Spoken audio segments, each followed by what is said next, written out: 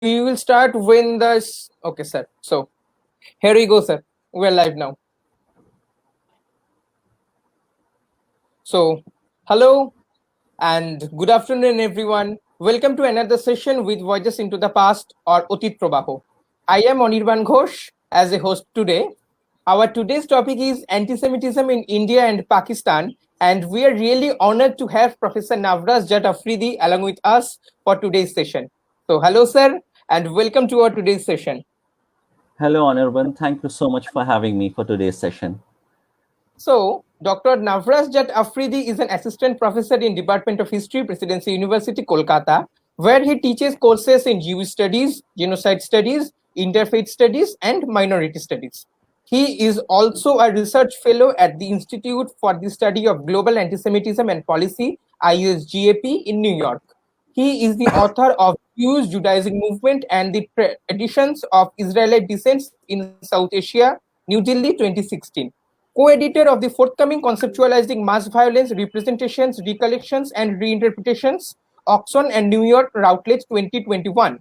His several papers were published in peer-reviewed journals and chapters in edited books published by prestigious international publishing houses such as Springer, Indiana University Press, Lexington, etc. Other than English, his writings have also appeared in German, Spanish, Urdu. He has spoken at scholarly forums in all continents except South America and held visiting fellowships at the University of Tel Aviv, Sydney, and the Woolf Institute, Cambridge in UK. He was a scholar in residence at St. John's College, Oxford for the ISGAP Summer Institute on Curriculum Development in Critical Antisemitism Studies in July 2017. Professor Aafreedi received his tertiary education at the University of Lucknow, from where he earned the degrees of BA, MA, and PhD in medieval and modern Indian history. Other than that, he has book page named Navras History Page and a YouTube channel named Navras Aafreedi, where he posted important contents and important news about the webinars. So please check out his page and the channel. So we're really lucky to have him with us for today's session. So sir, now the platform is yours and all the best, sir. Please start. Thank you very much, Anirban, for your most kind introduction. I'm most grateful to the students' initiative, Voyages into the Past, for roping me in for this series. I'm glad to speak today on the topic anti-Semitism in India and Pakistan, which isn't spoken much about. I'm not very good with technology, but I'll try my best to manage. I'm going into the share mode so that I can share my screen with you and you can see the PowerPoint presentation.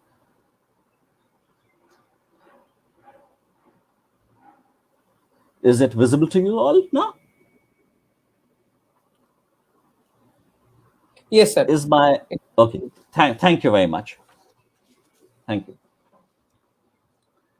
In any discussion of interfaith relations in India, it is only natural for the focus to be on Hindu-Muslim relations, rather than that of any other two religious communities. Together, Hindus and Muslims constitute 94% of India's population, with 79.8% Hindus and 14.2% Muslims. Similarly, in any discussion of anti-Semitism, the focus is either on the pre-Second World War Europe, or the present Middle East or West Asia and North Africa, or the countries of the Maghreb. It is because there has been a transplantation of classical European Christian Judeophobia and Nazi anti-Semitism to those parts of the world, leading to their synthesis with the polemics in the Quran and the Hadiths, as pointed out by Basim Tibi, a German scholar of Syrian descent. He calls it the Islamization of anti-Semitism. So before we proceed any further, let us first understand as to what is meant by anti-Semitism. This is the working definition of anti-Semitism offered to us by the International Holocaust Remembrance Alliance. Anti-Semitism is a certain perception of Jews, which may be expressed as hatred towards Jews. Rhetorical and physical manifestations of anti-Semitism are directed toward Jewish or non-Jewish individuals and slash or their property, toward Jewish community institutions and religious facilities. Manifestations might include the targeting of the State of Israel, conceived as a Jewish collectivity. However, criticism of Israel, similar to that leveled against any other community, cannot be regarded as anti Semitic. Anti Semitism frequently charges Jews with conspiring to harm humanity, and it is often used to blame Jews for why things go wrong. It is expressed in speech, writing, visual forms, and action, and employs sinister stereotypes and negative character traits. Contemporary examples of anti Semitism in public life, the media, schools, the workplace, and in the religious sphere could, taking into account the overall context, include, but are not limited to, calling for, aiding, or justifying the killing or harming of Jews in the name of a radical ideology or an extremist view of religion, making mendacious, dehumanizing, demonizing, or stereotypical allegations about Jews as such, or the power of Jews as collective, such as, especially but not exclusively, the myth about a world Jewish conspiracy or of Jews controlling the media, economy, government, or other societal institutions. Accusing Jews as a people of being responsible for real or imagined wrongdoing committed by a single Jewish person or group, or even for acts committed by non Jews. Denying the fact, scope, mechanisms, for example, gas chambers, or intentionality of the genocide of Jewish people at the hands of National Socialist Germany and its supporters and accomplices during World War II, the Holocaust. Accusing the Jews as a people or Israel as a state of inventing or exaggerating the Holocaust. Accusing Jewish citizens of being more loyal to Israel or to the alleged priorities of Jews worldwide than to the interests of their own nations. Denying the Jewish people their right to self determination, for example, by claiming that the existence of a state of Israel is a racist endeavor. Applying double standards by requiring of it a behavior not expected or demanded of any other democratic nation, using the symbols and images associated with classic anti Semitism, for example, claims of Jews killing Jesus or blood libel, to characterize Israel or Israelis, drawing comparisons of contemporary Israeli policy to that of the Nazis, holding Jews collectively responsible for actions of the State of Israel. 29 UN member states have adopted or endorsed the this working definition of anti-Semitism given to us by the International Holocaust Remembrance Alliance. Beyond the countries listed below, a wide range of other political entities, including a large number of regional/state and local governments, have done so as well, such as the United Nations, the European Union, Organization of American States, etc.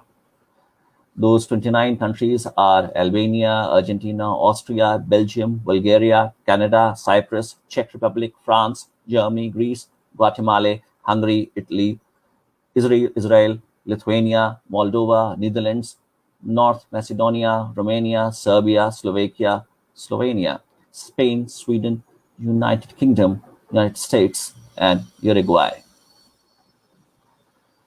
There is a growing consensus among scholars that the hyphenated form of anti Semitism is a misnomer, as it alludes to such a thing as Semitism, which anti Semites oppose. But the fact is that the term has never been used to mean anything but hatred of Jews, while the adjective Semitic describes a group of related languages, such as Hebrew, Arabic, Amharic, Aramaic, etc., and their speakers who are not just Jewish. This is going to be the layout of my lecture. I've already defined anti-Semitism for you? I mean, I haven't. I have told you the definition that I would be employing for my lecture, the definition of anti-Semitism that I would be using, the one that has been offered to us by the International Holocaust Remembrance Alliance. Now I will proceed to give you an overview of the population and geographical distribution. Then the factor that primarily determines the nature of Jewish-Muslim relations, which happens to be the Muslim attitudes towards Jews. Then I would speak about the range of Muslim attitudes towards Jews, following which I'll speak to you about the importance of those attitudes and the impact that they have on India's foreign policy and the influence that they have globally. Then I'll speak to you about the Jewish attitudes towards Muslims, and I shall also touch upon how the Jews are mentioned in the Jewish nationalist discourse and the trivialization of the Holocaust. And in the last segment of my lecture, I'll try to point out the measures that can be adopted and that are required for combating anti-Semitism. So, but before yes, the Jewish presence in India, the oldest documentary evidence that we have of the Jewish presence in India comes from the mid 9th century in the form of a copper plate that documents a grant that was given to a Christian church. And that copper plate bears signatures, 3 signatures in the Hebrew language, which is seen as an indication of the Jewish presence there. Though according to their own traditions, the Jews in Cochin have been present since King Solomon's reign, but we do not have any documentary evidence of that. Islam reached India during the lifetime of Prophet Muhammad. In the slide, the picture on the top is that of the Sharon Perumal Mosque, the oldest mosque in India. And the picture below it is that of the Pardesi Synagogue in Cochin. So when the Muslims settled in Cochin, they already found a resident Jewish community there. And on the basis of that, we can say that the history of Jewish-Muslim relations in South Asia is just as old as Islam itself. In spite of this long presence of both Jews and Muslims in South Asia, whenever there is any discussion of Jewish-Muslim relations, it so happens that the focus is generally on the Middle East and West Asia, which is home only to 18% of the world's Muslim population, whereas 1/3 of the global Muslim population lives in the region we call South Asia, that is the member countries of the organization we know by the acronym SAARC. As Faisal Devji points out, the notion that the Arab Middle East is the original homeland of radical Islam is rendered nonsensical by the presence of large non-Arab working populations in the Persian Gulf countries, as well as by the domination of non-Arab Muslims in the formulation and spread of Islamic ideas across the world, especially in languages such as English. Given the numerical insignificance of Jews in South Asia, it does not surprise that anti-Semitism there is more often than not overlooked by scholars. However, this is not how it ought to be, given the fact that some of the major ideological roots of Islamist jihadist ideology, of which anti-Semitism is an integral part, lie in this region. Another factor that has contributed to the anti-Semitism in India escaping attention is that the Jews in India have never been attacked by local Muslims. and that they have always had very cordial relations with their Muslim neighbors, and they continue to have the same cordial relations even today, which even the Middle East conflict has failed to dent. There are 3 synagogues right here in Kolkata, which are all looked after by Muslims. The Jewish girls' school at Park Street, most of the students in that school are Muslims because of its location at a place where most of the residents are Muslim. Same is the case with the Jewish run schools in Mumbai and also the synagogues there. The anti Semitism among Muslims has largely been confined to rhetoric, and on the rare occasions when it has found expression in violence, the attacks have always been perpetrated by Muslims from elsewhere, even if from a place within the subcontinent. It is a fact that China and India are the only 2 countries where Jews could live in peace and harmony with their non Jewish neighbors for centuries without ever experiencing anti Semitism, in spite of its long presence there, specifically among certain sections of Muslims, but largely rhetorical in nature. The story of the Jews of China differs from that of the Jews in India in the sense that they cease to exist as a result of complete and total assimilation in the majority Han population. The endogamous caste system could in India proved to be a blessing in disguise for the Jews in India, for it enabled them to retain their separate identity by evading interfaith marriages and religious conversions. Numerically the strongest of the Jewish communities in India, the Bene Israel, were never treated as equals. But it isn't so that they had been singled out for the denial of equality. Equality has always been an elusive concept in Indian society. We are a nation obsessed with hierarchy, and the Bene Israel found themselves at the lowest strata on account of their being traditionally oil pressers in a society that has little respect for physical labor. Another thing that contributed to their low status was their being perceived as outsiders or foreigners, and any physical contact with them was seen as polluting. A Sanskrit term often used for foreigners was Malech.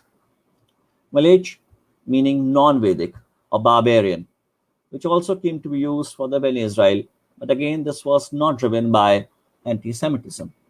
Though interestingly, this did not happen with the Jews in Cochin, who came to enjoy a very high status in the society there, and the members of the Kochini Jewish community also came to be highly valued and celebrated as very competent and able soldiers. We have accounts of the kings there not going for battles on Saturday, given this awareness and consciousness that some of their best fighters would not be able to fight because of the observance of Sabbath. So let's have an overview of Jews and Muslims in India and Pakistan, their population and geographical distribution. 22% of the world's population, that is 1.6 billion, is Muslim.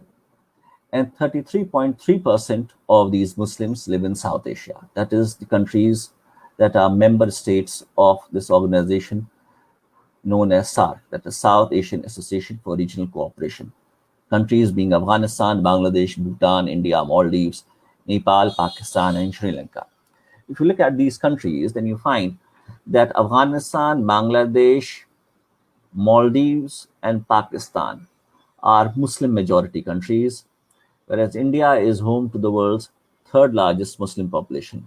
And prior to 1947, it was home to the world's largest Muslim population. Undivided India was home to the world's largest Muslim population, which was and its proportion in the total population of the country was slightly less than a quarter.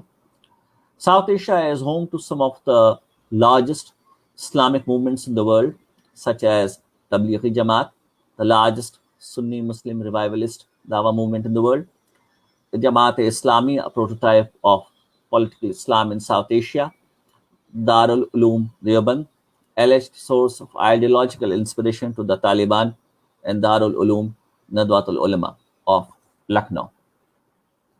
South Asian Muslims have a diaspora larger in number and geographically spread than that of Muslims from any other region of the world.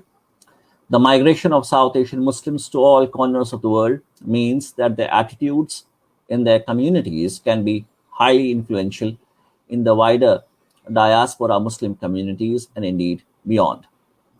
How influential they can be is displayed by the fact that it was a sect of South Asian Muslims, the Ahmadiyya, that reached out to African American Muslims in the 1920s and influenced them to organize on the basis of religion rather than nationality or culture. It was absolutely novel, as Arabs there had until now organized themselves on the lines of common national origin, culture, and language, but not religion. Today, African American Muslims constitute 30 to 40% of the American Muslim population, South Asians 24.4%, and Arabs 12.4%. Muslims are 14.2% of the total Indian population of 1.3 billion, and these Muslims are 17.05% of the world's population. 172 million Indian Muslims are the world's third largest Muslim population. Pakistan is the fifth most populous country with a population exceeding 212.2 million, 96.28% of which is Muslim, making it the second most populous Muslim country.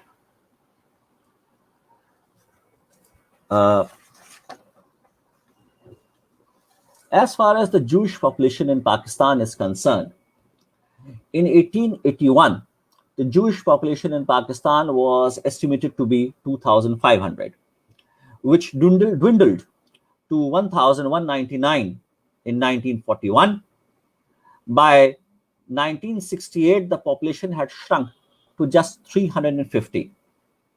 The last Jew to stay in Pakistan, to continue to stay in Pakistan, was Rachel Joseph, who was the custodian of the Jewish cemetery there. She died in July 2006. For a long time since then, there were no Jews in Pakistan. But a few years ago, this young man came up and got his religion changed from Islam to Judaism in his passport.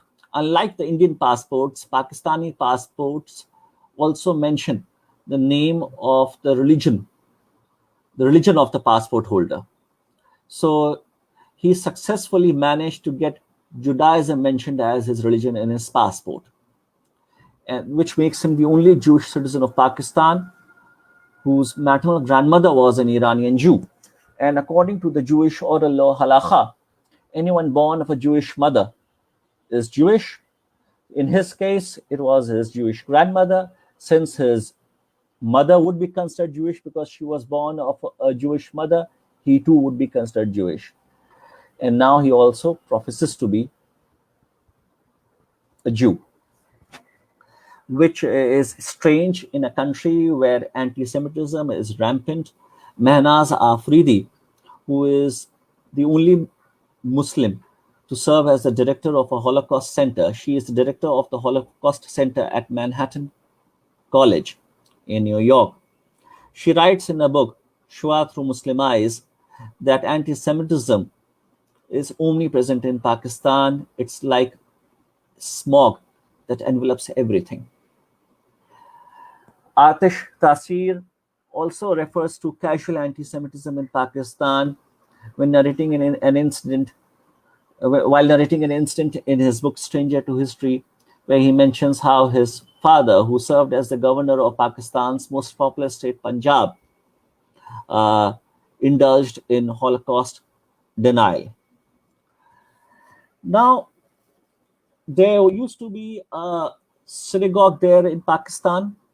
I'll tell you later about that synagogue. As far as the dwindling of the Jewish population in Pakistan is concerned, as soon as Pakistan came into existence as a result of the partition of British India in 1947, not immediately after that, but as soon as the state of Israel came into existence, within a few months of the creation of Pakistan officially came into existence on 14th August 1947, and the state of Israel came into existence on 14th May 1948. And immediately after that, there were attacks on Jews in the city of Karachi. The synagogue there was desecrated. Many of the Jews fled Karachi after that, and they came to Mumbai, where there was a large Beni Israel community. Since they did not have anything in the city of Mumbai, they stayed in Mumbai just for some time, for a few months, in some cases for a few years, until their immigration to Israel was facilitated by the Jewish agency. Another factor that underscores the importance of South Asia is the presence of some of the major Islamist terrorist organizations in the region, particularly in Pakistan, in the region of Pakistan that borders Afghanistan. There is a strong presence of Al-Qaeda and also that of the Taliban. And both these organizations have been instrumental in spreading and in the proliferation of jihadist and Islamist anti-Semitism. When it comes to Jewish-Muslim relations, it is not the Jewish attitudes, but the Muslim attitudes towards Jews that determines the nature of Jewish-Muslim relations in South Asia. There is a wide range of Muslim attitudes towards the Jews.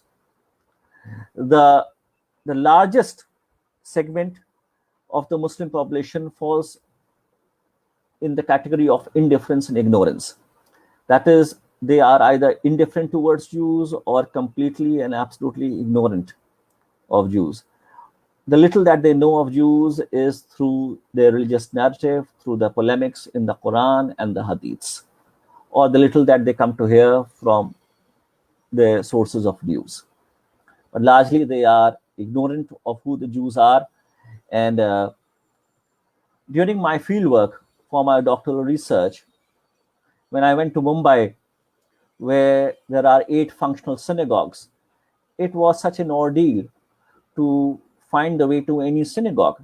Because if you go around asking people for synagogue, they aren't able to understand anything. You explain what you are looking for by in a very strange way, which is absolutely incorrect, technically speaking. But that is the only way you can communicate to them what you are looking for. You have to tell them that you are looking for Israeli masjid or Jewish church. And that was the only way to enable them to understand what you were looking for. That is what I did. Amity. There is no paucity of examples of amity that Jews and Muslims have produced in India. I gave you a slight hint of that at the beginning of my lecture as to how most of the synagogues in India are looked after by Muslims. Most of the cemeteries in India are looked after by Muslims. Most of the students in the Jewish-run schools are Muslims. So we have Muslims playing the role of caretakers of synagogues. These are pictures of some synagogues. The 2 pictures on the left, the picture on the top, the blue building, is that of Knesset Eliyahu Synagogue in Mumbai. Then the other is that of the synagogue in Ahmedabad. Then on the right is the Lal Deval Synagogue in Pune. And as I said, most of the students in the Jewish schools are Muslims, as is the case also with the Jewish girls' school here in Kolkata. Most of the Jewish localities are in Muslim neighborhoods. And as a result of living in such close association with Muslims, the Beni Israel community even adopted a number of kinship and religious terms from Muslims.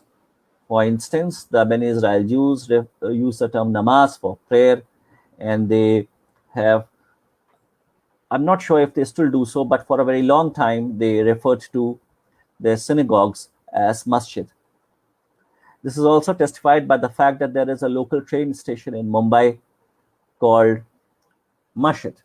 Masjid is Marathi variant for the word masjid, and this this name deludes people into believing that this train station is perhaps named after an Islamic mosque. But the fact is that it is named after a synagogue in its close vicinity. There are several examples of Jewish Muslim romances in South Asia. Pramila was India's first Miss India. She was crowned Miss India in 1947.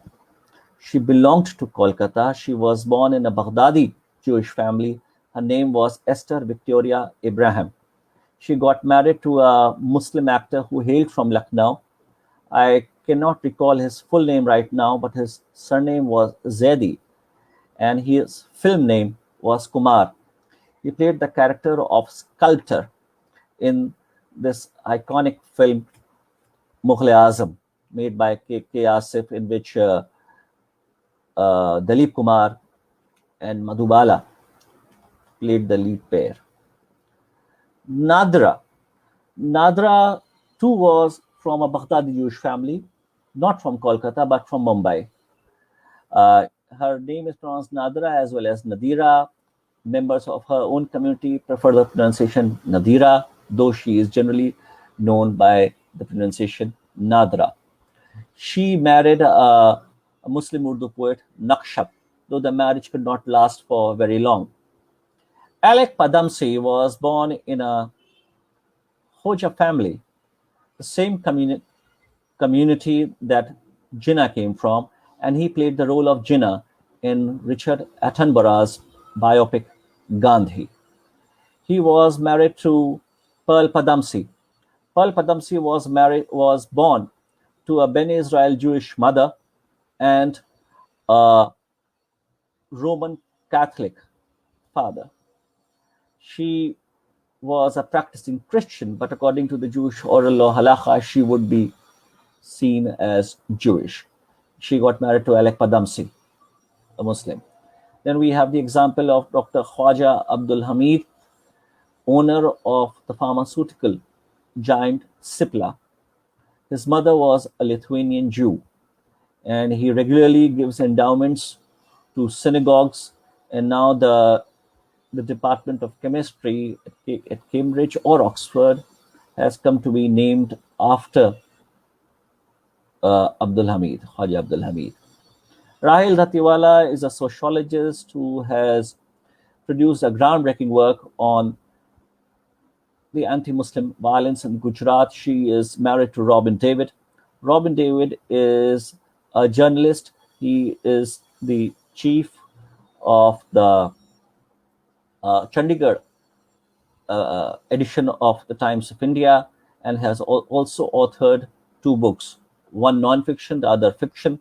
His non-fiction work is the only first-hand Jewish account of the anti-Muslim violence in Gujarat. His novel is titled Sexless in Ahmedabad. These are pictures of Dr. Khwaja Abdul Hamid's father and his Lithuanian Jewish mother. Now, this is a plaque that documents an endowment he made to a synagogue, which resulted in the renovation and restoration of the ladies' gallery of that synagogue. Then we have Shai Ben-Sur. He is an Israeli singer and musician who also happens to be the only Awal who sings in the Hebrew language. Picture on the right is that of Atiya Faizi Rahman. Atiya was a Muslim woman who came from a royal family, and she married a Bene Israel artist, Samuel Rahman Samuel Talkar. Samuel Rahman converted to Islam in order to marry Atia Faizi, otherwise her family would not have agreed to the marriage. And then they were also friends with Muhammad Ali Jinnah, and at Jinnah's invitation, later the couple immigrated to Pakistan. And today there is an art gallery in Karachi named after Faizi Rahman. Faizi Rahman is the name that he took up after his marriage with Atia Faizi. And this art gallery in Karachi, named after Faizi Rahman, is the only such art gallery in the entire Muslim world to be named after a Jewish artist. Here in the slide, we have Sadia Shepard and the title cover of her book, The Girl from Foreign, as she came to be known when she lived in Pune as a Fulbright scholar to make a documentary film on the community her maternal grandmother was born in. At the age of 14, she learned that her maternal grandmother was Jewish when she was just about to die. She always thought of her maternal grandmother as a Muslim, for her mother was a practicing Muslim while her father was a Protestant. And she was born and she grew up in the US. Her mother was an academic there in the US.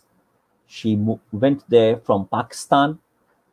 And her maternal grandmother, was born in the Bene Israel Jewish community of Mumbai. And then she fell in love with a friend of her father and agreed to become his second wife. And then she eloped with him and moved to Pakistan. And before she died, she took this promise from Sadia that when she rose up, she would go to India and meet the community her grandmother was born in. And she was true to this promise. She won a Fulbright scholarship, which enabled her to go to Pune, reside there at the Film Institute, and she produced a documentary film there on the Bene Israel community.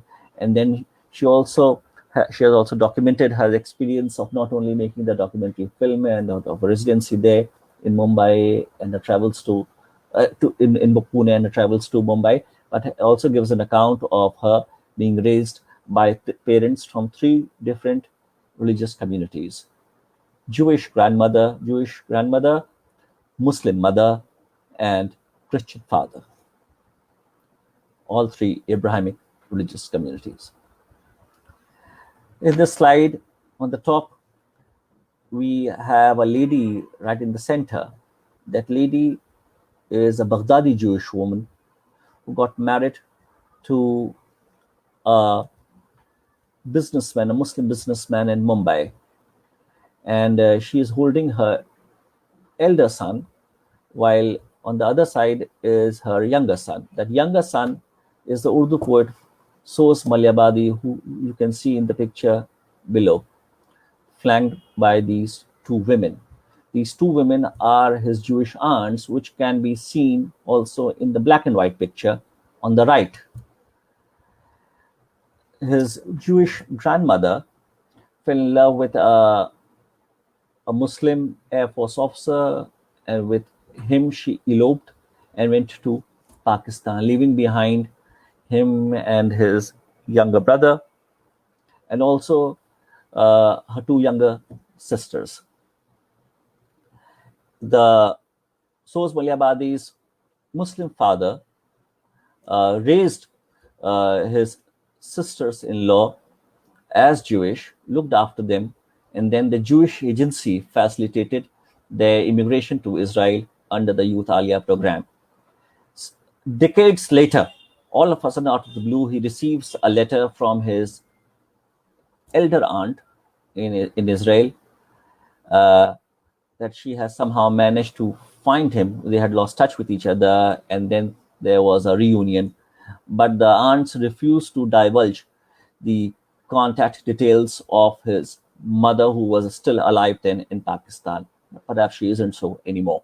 And hence, his search for his Jewish mother still continues. In this slide, we have Dr. Khurshid Imam. Dr. Khurshid Imam is the only academic in India who teaches the Hebrew language at a university. He is an assistant professor at the Jawaharlal Nehru University.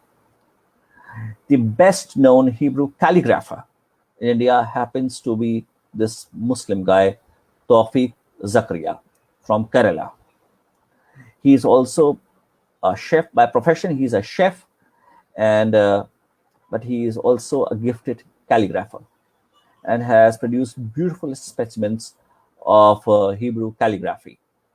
He also struck a very strong bond with Sarah, with this Kochini Jewish woman Sarah, and who was widely acknowledged as the matriarch of the Jewish community in Cochin. And she came to see Tawfiq Zakaria just like her grandson. Then in 2013, a conference was held focused on Hebrew language and culture. And it was the result of the initiative of the Muslim scholars there at JNU. These are some specimens of the Hebrew calligraphy produced by Tawfiq Zakaria.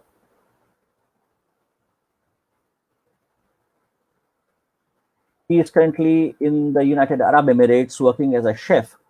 And now that the United Arab Emirates has established diplomatic relations with Israel, he got the opportunity to visit Israel and also met with the President of Israel. Here he can be seen with Sarah Cohen, the matriarch of Cochin Jewry, who considered Zakaria as her grandson. It should have been in the past tense because Sarah Cohen passed away last year.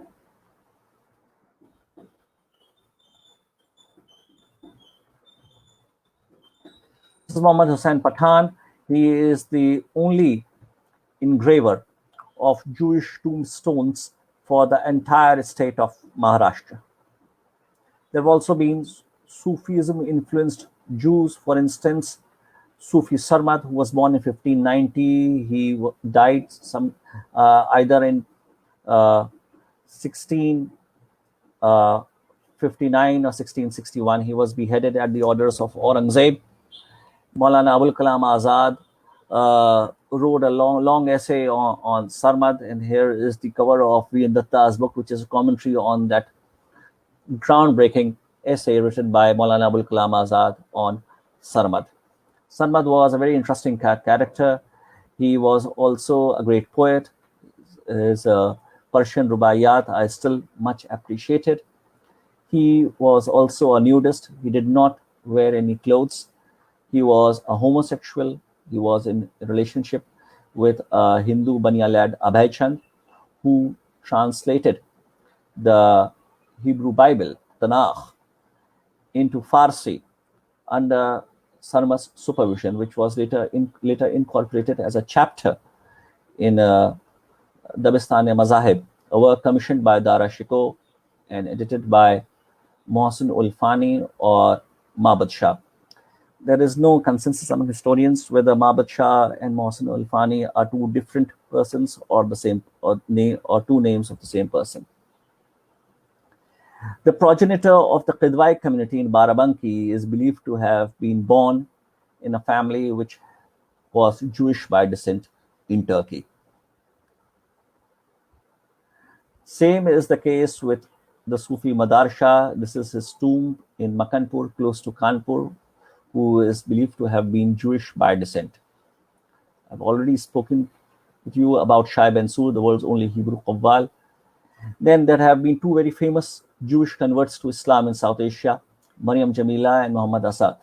Maryam Jamila emerged as the greatest adumbrator of Jamaat-e-Islami's ideology, and a biography of her has been produced by Deborah Baker, who also happens to be Amitav Ghosh's wife, this famous novelist. Muhammad Asad was born Leopold Weiss in a Jewish family in Austria, and then he came to Mandate, Palestine, as a correspondent of a German Jewish magazine. And during his travels there in the Arab world, he was attracted to Islam. He converted to Islam, and his son, Professor Talal Asad, is a very well-known anthropologist. He was also from the Middle East. He immigrated to pre-independence India, and also played an important role in the movement for the creation of Pakistan. Produced a string of books on Islam. Became close to Muhammad Iqbal, and when Pakistan came into existence, he was appointed as Pakistan's first minister plenipotentiary at the United Nations. So it is interesting that the Pakistan's first permanent representative at the United Nations was a Jew. But then within a few years, there was a military coup in Pakistan. He lost favors with the government, and it became difficult for him to return to Pakistan, and then he settled. Then he lived for several years in Morocco until he finally settled in Spain. And while living in Andalus, he produced an English translation of the Quran, which is counted among the best English translations of the Quran. This is a book by Shrabani Basu, a biography of Noor Inayat Khan, a Muslim woman who fought the Nazis on behalf of the British. She was a spy in Nazi-occupied France. And recently, a series has also been released on Netflix, if I'm not mistaken, on her. Then there are also groups among Muslims that claim Israelite descent. One is Pashtun, the other group is Kashmiri. This is the region where Pashtuns live, federally administered tribal areas of Pakistan and eastern Afghanistan. There are also Pashtun settlements in northern India. These are the pictures of Pashtuns. There have been attempts to confirm their Israelite descent through DNA analysis. And the research on it has also attracted Jewish scholars from around the world to some Pashtun settlements in India, specifically Malihabad in district Lucknow. This is a Pashtun delegation that went from India to Israel at the invitation of the Israeli organization Amishav in the year 2015. Kashmiris too have this tradition of descent from the lost tribes of Israel, and the founder of the Ahmadi sect writes about it in great detail. Same as I already spoke about the Khidwais, and there is also this clan Bani Israel in district Sambal. Now, antipathy or antagonism or hostility, even if not very widespread, it is strong in certain sections of the South Asian Muslim population. So, Professor Kumar Swamy refers to a duality of public rhetoric and interest-driven action that symbolizes the attitude of Indian Muslims towards Jews, Jerusalem, and the Jewish state. He gives certain examples, such as that of Professor Mushir-ul Hassan, who took great pride in not stepping on Israeli soil. However, as part of the delegation of heads of central universities, he had no qualms in visiting Israel in July 2008. Same was the case with Najma Heptullah in the 1980s. There has been a rapid rise of anti-Semitism among South Asian Muslims. These are a few pictures of anti-Israel demonstrations where people also indulge in anti-Semitic rhetoric, which is quite common. In fact, Israeli and Jewish are terms that are used interchangeably in the anti-Semitic Muslim rhetoric. There is a Freemason temple in Lucknow, which is housed in a structure which, prior to its being acquired by the Freemasons, was an imambara. So now a movement has been launched by the Shia clerics in Lucknow. But what's interesting is that the Freemasons are seen as Jews in disguise, and the movement aims to liberate the structure from the alleged Jewish control. These are demonstrations from Lucknow. The latest example of Jewish conspiracy theory from South Asia is how an attack on Shias in Pakistan was projected by a Canada-based Shia Muslim organization as a Zionist conspiracy. And this attack, interestingly, was inspired by the rhetoric in which a Muslim cleric from Lucknow indulged in. So, although few and rare, there have also been instances of Muslim attacks on Jews. But whenever these attacks have taken place, the perpetrators, as I said, have never been local Muslims, but Muslims from elsewhere, even if from within South Asia, as was the case with the attacks in Karachi in Pakistan in 1948, of which we get a vivid account in Meera Mahadevan's Hindi novel Apna Ghar, published in the year 1961, whose English translation was published titled Shulamit in 1975. Meera Mahadevan was born a Jew in a Beni Israel family, and her maiden name was Miriam Jacob Mendrika, but she took the name Meera Mahadevan when she got married to a Hindu Brahmin. This is the picture of the synagogue that existed in Karachi. This synagogue was built in the year 1893, but was demolished in 1988 at the orders of the then dictator of Pakistan, General Zia-ul Haq, to make way for a shopping mall. This is the poster of a play that was put up by students of the Indus Valley School of Art and Architecture in Karachi. A few years ago, the playwright was a Zoroastrian girl. It was in memory of the now extinct Jewish community of Karachi. Although not relevant to our discussion today, which is focused on India and Pakistan, but just to put things in perspective, in the right context, I think it's important to also mention that there was an attack on the Rangoon synagogue in 1967, which coincided with the Six-Day War. Then in 2002, the South Asia Bureau Chief of the Wall Street Journal, Daniel Pearl, who happened to be a Jew,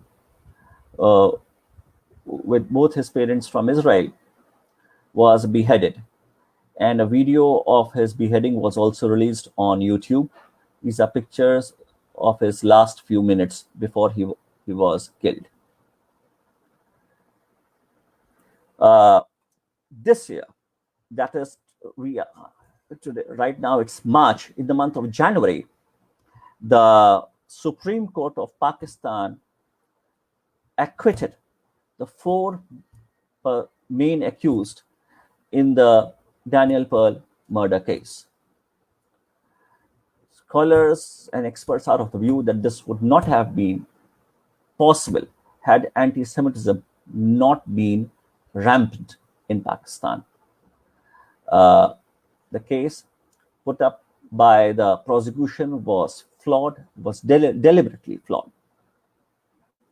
There were multiple attacks on there were multiple terrorist attacks in November 2008 in Mumbai, and one of the prime targets was the Chabad Lubavitch Center at Nariman House. Chabad Lubavitch is a Jewish Messianic movement.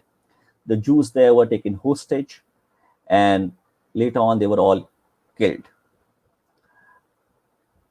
The person who was roped in by Chabad Lubavitch to negotiate with those terrorists happens to be an economics professor at Pace University in New York. He was born in a Tamil Brahmin family, but later converted to Judaism and then got married to a Yiddish poet. His name is Professor P.B. Vishwanath, and he will be speaking under the auspices of a webinar lecture series titled Anti-Semitism in South Asia and Comparative Perspective for the Institute for the Study of Global Anti-Semitism and Policy in New York, this Thursday at 7:30 p.m. India time. There was also an attack in Pune very close to, at the German bakery, very close to the Lal Devil Synagogue in Pune. And it is believed that the aim was also to hurt the Jews there. There was abduction of a number of Israeli tourists in 1991 in Kashmir. One of them was killed, the other and the others severely injured and wounded. This is a picture of the orphan of the Holzberg, Rabbi Holzberg, and his wife Rivka Holzberg's only child, Moshe Holzberg. And he is in this slide in the lap of the Muslim chef who played a pivotal role in saving the child's life, just as his Christian nanny did. Another picture of the German bakery explosion. This is the picture of that Israeli diplomat's wife who was badly injured and was hospitalized for 1 year as a result of a bomb explosion in her car in 2012 in New Delhi. And in January this year, there was yet again an explosion near the Israeli embassy, but this time it did not injure anybody, but it was simply seen. There was a letter that was found on the site which said that this is merely a trailer. And for both these attacks, the Iranians have been suspected. Now, these are the factors that shape Muslim perceptions of Jews and fuel their antagonism towards them. The Arab-Israeli conflict, misinterpretation of the Quranic references to Jews, Muslim press, particularly Urdu, which very explicitly indulges in yellow journalism and is also views-oriented in its orientation, and English fiction, particularly such anti-Semitic portrayals as we find in The Character of Fagin the Jew, Charles Dickens' novel Oliver Twist, and Shylock the Jew in Shakespeare's play Merchant of Venice. It has also been a major factor when it comes to influences on India's policy towards Israel. Not the only factor, but one of the major factors that kept India from establishing relations with Israel for more than 4 decades. These are the images that shape Muslim perceptions of Israel and also that of Jews. Only literal interpretations of the polemics in the Quran and the Hadiths. Soha Taji Faruqi writes in a book, Muslim-Jewish Encounters, that adopting an essentialist approach, recent writings on the Jews in the Quran attribute to them an unchanging nature which persists across the centuries. Historically conditioned polemic against Banu Israel and Al-Yahud in the Quran forms the basis of a generally negative construction of Jewish nature in these works. This provides a convincing explanation for current Zionist successes and abuses in Palestine and for perceived Jewish political and economic entrenchment and domination in other parts of the world. Some of the most important originators of pan-Islamism and Islamism and the jihadist ideology have been from India, such as Shah Waliullah of Delhi, who is counted as one of the 3 leading renewal advocates who are often considered the originators of pan-Islamism, with the other 2 being the Najdi, Muhammad ibn Abdul Wahab, and the Nigerian, Uthman Dan Fodia.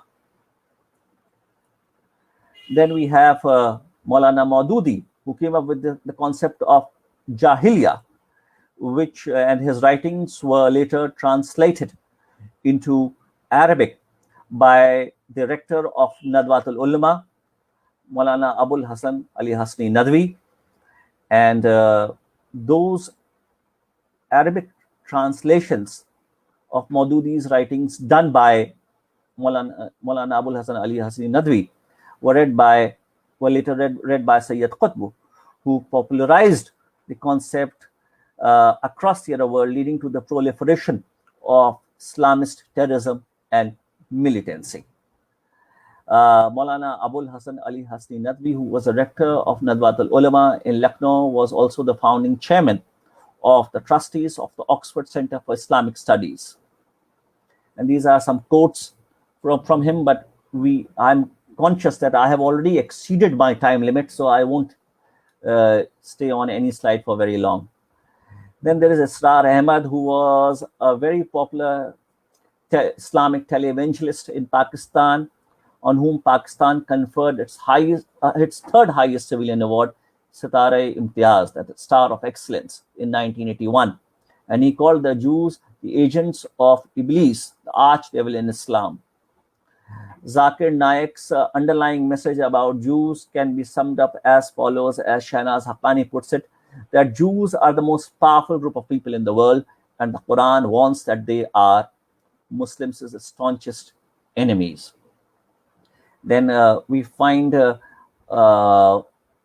much anti-Semitic rhetoric in this book produced by Maulana Rahmatullah Karanvi. Hafiz Muhammad Saeed is a well-known anti-Semite who regularly indulges in anti-Semitic rhetoric. He identifies four categories of people: infidels and polytheists, Jews and Christians, the true believers, and the hypocrites, or munafiqeen. Surprisingly, Jews and Christians who fall in the second category are criticized more severely than those who belong to the first category. And he justifies killing them as yes. Now there is Pirzada Muhammad Raza Saqib Mustafai, who attributes all troubles in the world to the Jews, and he sees their elimination as the solution to all of the world's problems. Pakistani columnists have regularly cited Iqbal for his anti-Jewish statements in couplets such as "the veins and life of the English people are in the clutches of Jews." It is done with the aim of strengthening anti-Semitism. I have told you about Atish Taseer, how he writes about his father, Salman Taseer, in his book Stranger to History, and refers to the casual anti-Semitism that is rampant in Pakistan.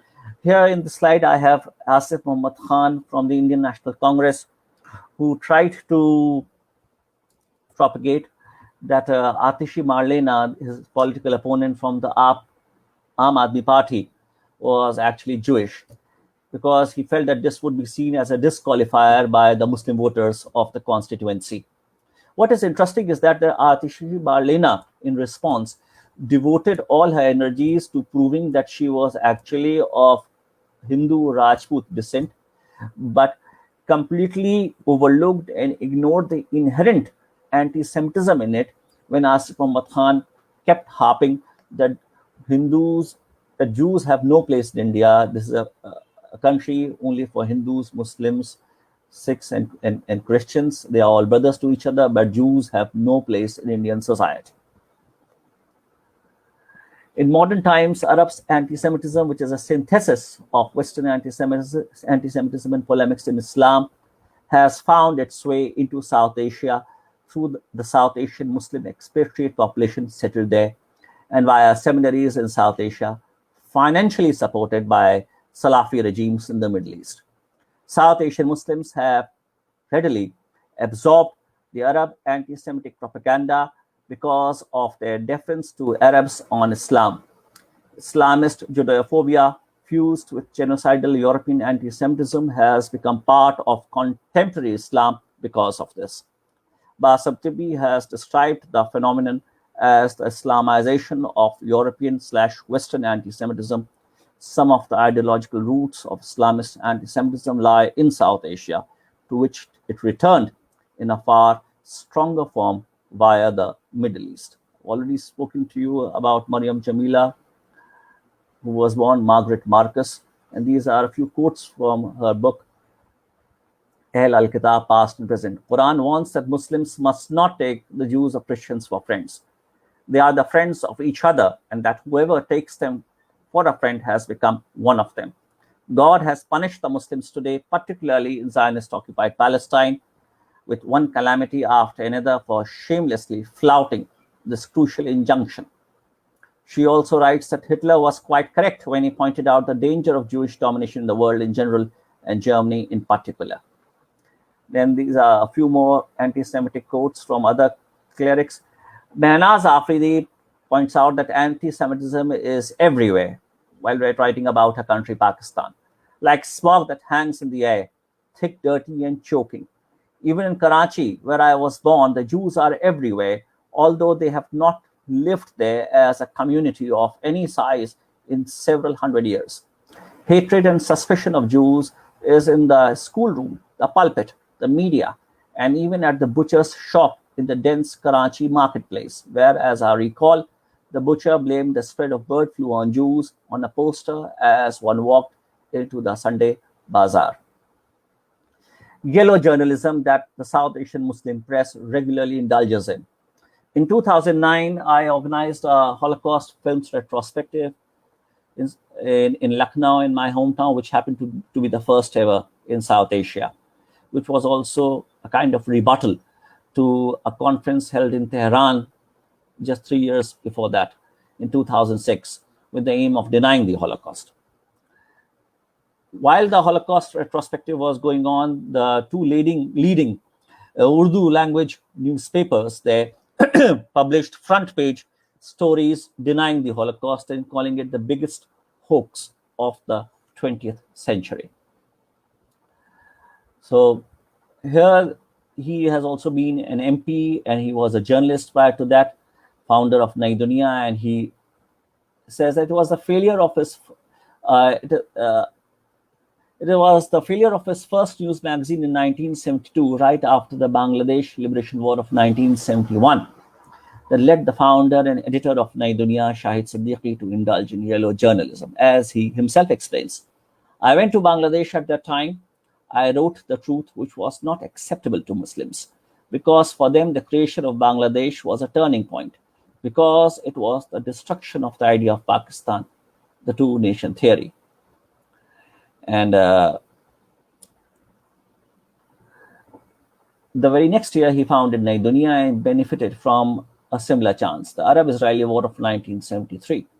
The rise in circulation to 30,000 in just a few months' time set its course of anti-Israel, anti-Zionism, and anti-Semitic and anti-Jewish rhetoric.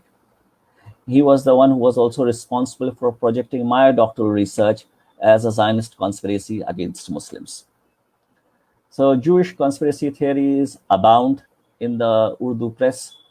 This was an article which I had written, yet when I saw it in print, I noticed that a subheading had been added to it with much bolder font, Moneylender and the Watchmaker, only strengthening the already existing stereotype of Jews as moneylenders and watchmakers. It had also been illustrated with this anti-Semitic caricature. The person responsible for it was this lady, Mehru Jafar. Mehru Jafar is highly respected in the intellectual circles in Lucknow. She has written biographies of some Sufis, which have been published by Penguin. Her mother is an actor who has played important roles in films such as People Live and the recent Gulabo Sitabo, in which she played Amitabh Bachchan's wife. When I objected to it, the article was republished without the illustration, but the magazine refused to publish an apology. These are the characters I spoke about. The importance of Muslim attitudes lies in their numerical strength and their global reach. They have a diaspora larger in size and numbers than that of Muslims from anywhere else in the world, which gives them immense potential to influence global Muslim attitudes towards Jews. I told you I won't linger on this for very long because we have run out of time. I skip this. Now look at this proliferation of Hitlers on Facebook. There are so many people that are there on Facebook with the name Hitler. I have some screenshots of such Facebook profiles. But before I go on to that, let me also explain to you that how Holocaust denial, minimization, inversion, trivialization, de-Judaization, admiration for Hitler, lack of awareness of the Holocaust, and remedial measures take place. That is denial, minimization, inversion, trivialization of the Holocaust. And it's also its dehumanization. By denial, what is meant is refusal to accept the Holocaust as a historical fact. It is done to abolish the martyr status claimed by Jews and bestow it on another group, to cancel the notion of Holocaust's uniqueness, to cancel, at least abate, the allegedly greedy Jewish claim for the return of property looted by Nazi Germany during World War II. I spoke about this. This is a quote from a well-known Urdu poet. Minimization. There is also in decreasing the scale and the magnitude of the suffering during the Holocaust. Inversion, calling the Jewish Israelis as the modern day Nazis. Inversion, equating the state of Israel with Nazi Germany. Indian press.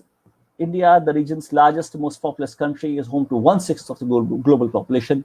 It has 82,237 newspapers and news magazines, out of which 12,000 are daily newspapers, with 1,406 out of these in the English language. Over 397 television news channels and 462 million internet users. 39% of 1.2 billion Indians read newspapers. Newspapers sell 125 million copies every day in Israel. So this is just to give you make you realize the importance of press in India, and they regularly indulge in Holocaust inversion. Kiran Nagarkar was partially Jewish by descent, and he used it as an excuse to indulge in anti-Semitism, his own Jewish descent. Same was done by Kamal Mitra Chinoy. These are some snippets from the Holocaust inversion that the Indian press and the South Asian press has indulged in, Indian and Pakistani. Trivialization, abuse of Holocaust memory as a trope in the critique of the other. This is what the Hindu nationalists regularly indulge in by saying that the Holocaust is nothing in comparison to the genocide perpetrated by the Muslim rulers of India upon the Hindus here. So this is what amounts to Holocaust trivialization. The Shoah has been referenced in Islamophobic right-wing propaganda pertaining to Indian history. Shoah, that is the Holocaust. Moreover, as Yulia Gurov puts it, such statements are not only ideological attacks on Islam in general and Indian Muslims in particular, but they also contain exaggerated claims about the recording of Jewish history, and they trivialize existing practices of Holocaust memorialization. So there is this denial or obfuscation of the fact that the Holocaust particularly and primarily targeted the Jews by dropping specific references to Jews. There is de-Judaization. Indian mystic Osho had scandalously said the Jews are guilty people, and their guilt is very great because they are guilty for Jesus' crucifixion, employing the allegation of deicide. Out of their guilt, they are always in search of the Adolf Hitler, someone who can kill them. He outrageously asserted that only when Jews reclaim Jesus, they will be healthy and whole, and then there will be no need for Adolf Hitlers. Notably, the Declaration Nostra Aetate of the Second Vatican Council exonerated the Jews of the traditional Christian accusation of being Christ killers. Osho also said that living in poverty is far more dangerous, far more suffering than dying in a beautifully scientifically managed gas chamber in Germany, and found Hitler's violence far more peaceful than, for example, the violence of partition. She was his secretary, Osho's secretary, and here you can see her in this picture showing her middle finger. She was respectfully and reverentially referred Ma, that is mother, Anand Sheila. She was also the president of the Rajneesh Foundation and his chief spokesperson, and she once told the following joke to a TV reporter: "How do you fit several hundred Jews into a Volkswagen? Put 2 Germans in front and the Jews in the ashtray." Bhaktivedanta Swami Prabhupada, a one-time Calcutta chemist and Sanskrit scholar who brought the Hare Krishna movement to the US and founded the International Society for Krishna Consciousness, expressed admiration for Hitler as he did not use atomic bomb. So Hitler enjoys immense popularity in India. The scale of Hitler's autobiography has increased drastically. It is common to see Indians voting swastika. There have been so many films named after Hitler. Hindu hardliners have openly expressed admiration for Hitler. There have also been restaurants named after Hitler. There's a shop in my hometown, Lucknow, named after Hitler. There are so many Hitler memorabilia in India. There has been a steep rise in the sale in Hitler's autobiography. Hitler's biographies are omnipresent in all of India's major languages. There have also been politicians named after Hitler, and Under Secretary in the Ministry of Home Affairs, Government of India, is a person called Hitler Singh. And these are the Hitlers on Facebook that I mentioned earlier. You would notice that many of them are not even capable of spelling the name correctly.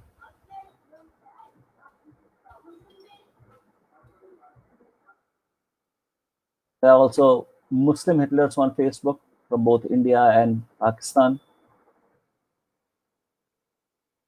There have been so many films named after Hitler in different Indian languages.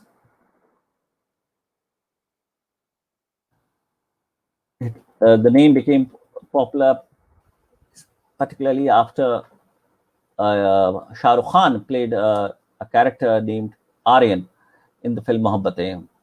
There has been this rock group, Aryans. Indians perceive that it has to do with the perception of Jews, and also this delusion that Subhash Chandra Bose managed to obtain assistance from Hitler for raising his army.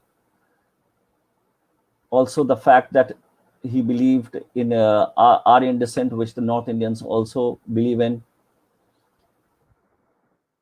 There has been openly Hindu hardliners have expressed admiration for Hitler. This is a quote from Munje, Headgiver.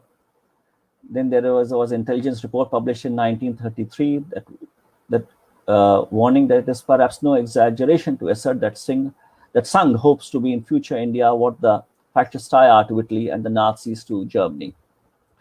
Savarkar openly expressed admiration for Nazis in the speeches that he made as the Hindu Sabha spokesperson. He was also the president of the Hindu Mahasabha. So the Hindu nationalist admiration for Nazis is actually mediated by the attitude towards Muslims in India. Bal Thackeray, when he died, 3 days national mourning was declared, and he was the one. He had said that if you take Mein Kampf and if you remove the word Jew and put in the word Muslim, that is what I believe in an interview he gave in 1992. There are so many other examples of that. Now, as far as the Jewish attitudes towards Muslims are concerned,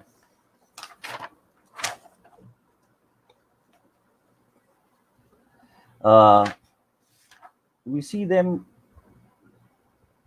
showing sympathy. There is sympathy for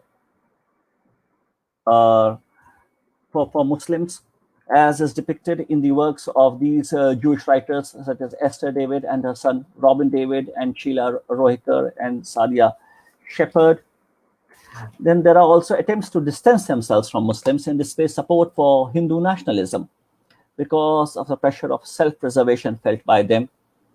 And a third strand is that of a degree of bitterness and suspicion for Muslims, given the polemics against Jews in their scriptures and religious scriptures, in their scriptures and anti-Semitic rhetoric in some sections of the Muslim population, compounded by attacks on Jews in Israel and elsewhere by Islamist terrorists. As a result of this, there has been a proliferation of such groups on Facebook that are allegedly devoted to the promotion of stronger bonding between Indians and Israelis and Jews and Hindus, but they end up being forums for Islamophobic content. the measures required for the promotion of Jewish-Muslim understanding and also for combating anti-Semitism is the introduction of Jewish history at the tertiary level of education and raising of Holocaust awareness, translation and production of relevant literature and cinema in all major South Asian languages, correct interpretation of polemics in scriptures and religious literature, and promotion of direct interaction between Jews and Muslims via the youth camps. That's it. Thank you very much.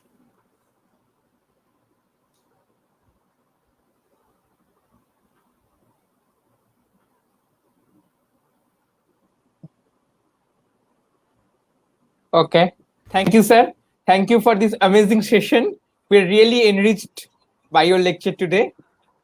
My apologies, Honorable, for exceeding the time limit. I'm so sorry for that. Please accept my sincere apologies for that. No, sir. That's all right. We are really enjoying our today's session. So, sir, let's move to the question and answer session now. Yes. So, here's the first question on the screen by Aditya Shankar Chattopadhyay. Okay. Sir, can you read the question? Yes, I can. I can. No, I can. Let me read it. Sir, in Kolkata, lots of Muslims and Jew people live, but there are no instances of Muslim-Jews conflict in Kolkata still now. So, can we say that the country is much more peaceful than in Mumbai or Pune, which saw brutal attack on Jews? No, I won't say so, because even in Mumbai and Pune, when there were attacks, those attacks were not perpetrated by local Muslims, but those attacks were perpetrated by terrorists. Even if those terrorists happened to be Muslims, they came from elsewhere. And one can say with confidence that they had surely never come into any direct contact with Jews. Because this has been observed across South Asia, that whenever Jews and Muslims have had direct interaction with each other for a long stretch of time, they have only produced beautiful examples of amity, and their relations have been extremely cordial, which I'm still trying to understand as to why this has happened. Because even in Poland, Jews and Christians lived side by side and they interacted for a very long period of time, yet anti-Semitism was so strong that even the Holocaust survivors, when they returned after the liberation of concentration camps, when they returned to their villages in Poland, they were attacked by their Christian neighbors in Poland, and they could not survive those attacks. Look at this tragedy, that they survived living in concentration camps, all Nazi brutalities, and after the end of all that, when they returned to their homes in Poland, they couldn't, because as a result of the attacks from their neighbors. So one cannot generalize this. I admit that I do not have a clear answer to this as to how Jews and Muslims living side by side in India have produced such cordiality and amity, which even the Middle East conflict has failed to dent, which hasn't been the case elsewhere in the world. Okay, sir. So here's the next question.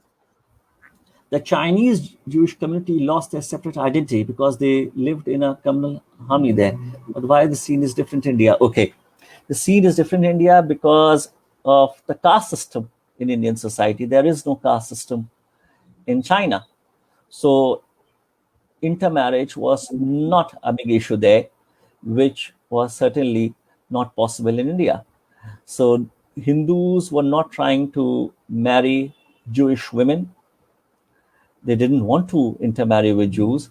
So had the Hindus tried to intermarry with Jewish women, it would not have been possible for this teeny tiny community to resist the pressure.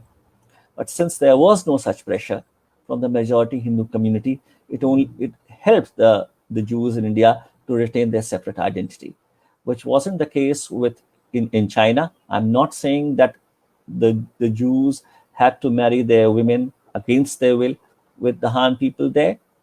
There was absolute cordiality. There was no anti-Semitism in China, but there were also no restrictions when it came to inter-ethnic and interfaith marriages. Another thing that contributed to the peaceful existence of Jews in both these countries is that the religions predominantly practiced in both China and India happen to be non-proselytizing. Both Hinduism and Confucianism and also Taoism are non-proselytizing religions, which is not the case with Christianity and Islam. So neither the Chinese followers of Confucianism and Taoism had any desire to add Jews, to convert Jews to their religions, nor was this the case with Hindus in India. Okay, sir. So here the next question and the last question of tomorrow, and the last question of today. Okay, can you comment on the Beni Menashe Jewish community of the Northeast? Okay, the Beni Menashe, before the embrace of Judaism, were Christian by faith, and so has also been the case with the other two Judaizing movements that emerged in India, the Beni Ephraim in district Guntur in Andhra Pradesh and the Chettiars in Tamil Nadu. As a result of this, the emergence of Judaizing movement called Beni Menashe and the emergence of the Judaizing movement Beni Ephraim, the emergence of these two Judaizing movements has been termed by anthropologists as byproducts of Christianity, and the phenomenon has been described as dual conversion. Okay, sir. So there's no more questions.